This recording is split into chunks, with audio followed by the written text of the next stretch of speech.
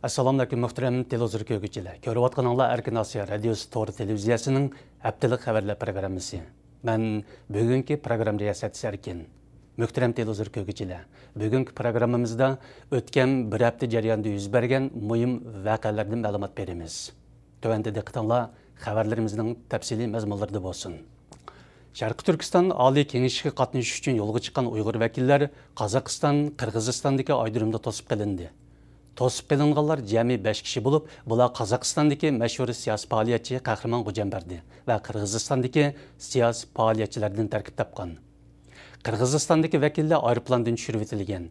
Dunyo Uyg'ur qurultiyi va Amerikaga joylashgan Xitoy kishilik huquq tashkiloti qatorliq tashkilotlar bayonot e'lon qilib, mazkur davlatlarni aybladi. Sharqi Turkistonning Oliy Kengashi 2 may Amerika poytaxti Washingtonda boshlandi. Yig'inning ochilish murosimi Amerika Davlat Majlis binosida o'tkazildi. Shu kunki yig'inga Amerikaning har qaysi joylari va dunyodagi 20 ga yaqin davlatdan kelgan 150 tak Uyg'ur qatnashdi.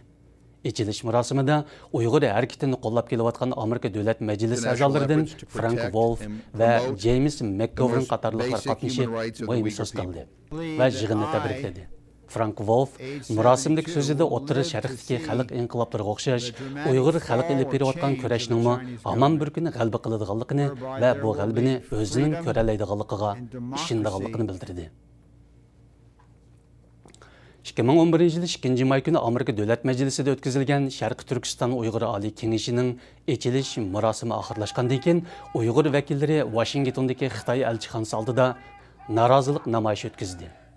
Namoyishga Dunyo Uyg'ur qurultiyi raisi Rabiya xonim yetakchilik qilgan. Ay yulduzliq ko'k bayroq ko'tarishgan holda Xitoy elchixonasi oldiga to'plangan namoyishchilar Uyg'urlarning mustaqillik davosidan hargiz voz kechmaydiganligini bildirdi. Amerika prezidenti Barack Obama yakshanba kuni kechda Al-Qoida tashkiloti rahbari Osama bin Ladenning 1 may kechida Pokistonda o'ldirilganligini jakoladi. Good evening.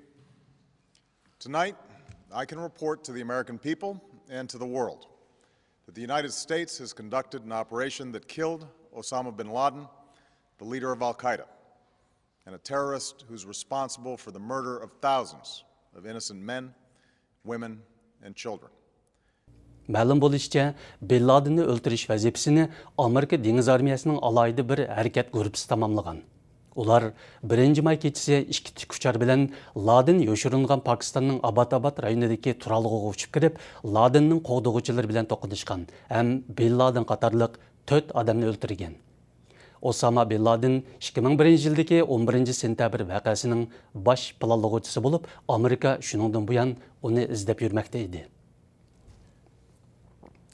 Sharqi Turkiston Uyg'ur Oliy Kengashi bugun oxirgi kuniga qadam qo'ydi. Yig'in vakillari o'tgan haftadan buyon Uyg'urlarning kelgusi taqdirini qanday hal qilish chorasi ustida keskin munozaralarni olib borgan. Yig'inda o'xshash bo'lmagan fikrlar ko'p bo'lgan bo'lsa-mu, yig'in vakillari asosan Uyg'ur mustaqilligini qanday qo'lga keltirish temasini cho'radigan asosda fikr almashtirgan.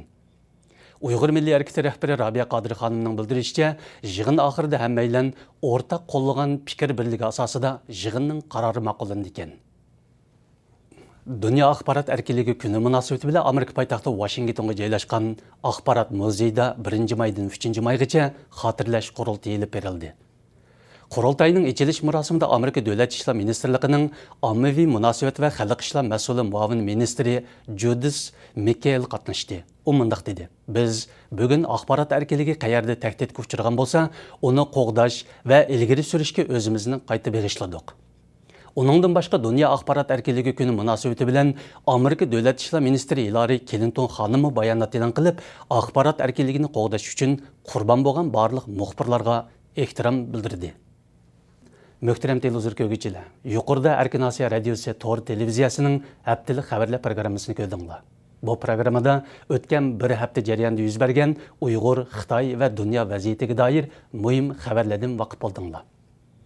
Kelar hafta ko'rishgacha omon bo'laylik. Xayr xo'sh.